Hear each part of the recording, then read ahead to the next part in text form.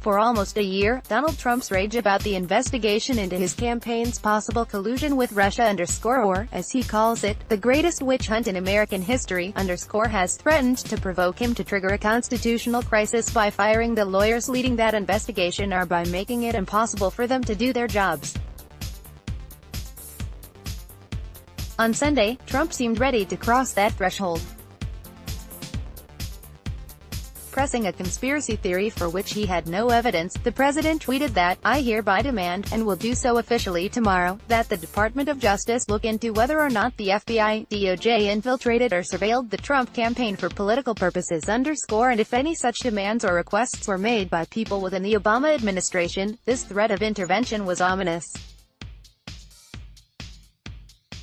If Trump was willing to order the Justice Department, which is supposed to act independently and without political influence, to instead pursue investigations that served him personally and politically, would he be equally willing to demand an end to one he considered a political liability? The leadership of the Justice Department scrambled to try to placate the president without compromising its integrity any more than necessary.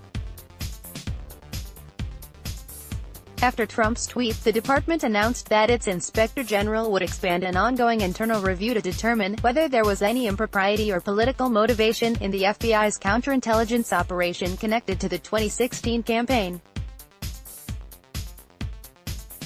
Deputy Attorney General Rod Rosenstein, who oversees the current Russia investigation conducted by Special Counsel Robert S. Mueller III, issued this statement: "If anyone did infiltrate or surveil participants in a presidential campaign for inappropriate purposes, we need to know about it and take appropriate action. These responses can perhaps be justified as damage control."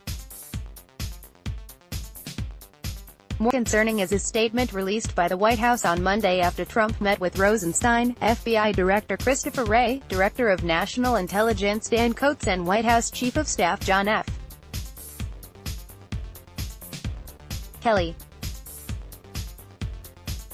The statement said that Kelly would set up a meeting, now scheduled for Thursday, at which officials of intelligence agencies and members of Congress would review highly classified and other information they have requested. This was apparently a reference to documents the president's allies in the House have been seeking from the Justice Department, including information about an informant who spoke to Trump campaign personnel known to have dealt with suspected Russian agents. The informant, a retired U.S. academic living in England, seems to have morphed in the imagination of some Trump supporters into a spy planted inside the campaign by his enemies in the Obama White House, an idea Trump floated again on Tuesday. If the Justice Department judges some information to be too sensitive to release, it shouldn't change its opinion simply because the president applies pressure. It's also troubling that the only two congressmen, both Republicans, will attend the meeting. Rep. Devin Nunes, Artillery, and Troy Gowdy, RSC. Nunes, the chairman of the House Intelligence Committee, has led the effort to obtain the records.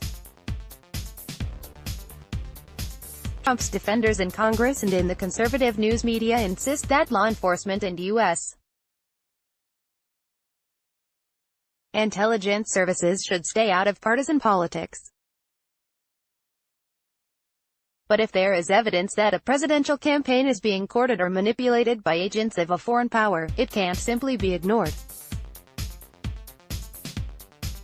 Whether anyone involved in the Trump campaign criminally cooperated with Russian efforts is something Mueller is attempting to establish.